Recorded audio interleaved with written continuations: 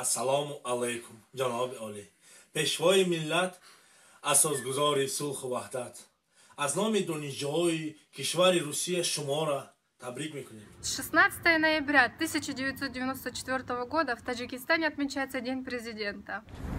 В этот день, в 1994 году, избранный первый президент Республики Таджикистан Эмомали Рахмон торжественно принял присягу. Эмомали Рахмон, действующий президент Республики Таджикистана.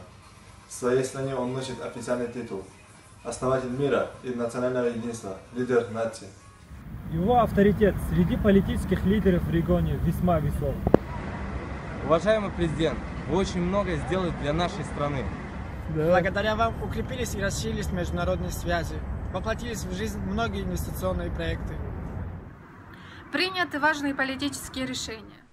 Во многих государственных структурах происходят важные изменения. Повсеместно идет борьба с коррупцией и ростом преступности.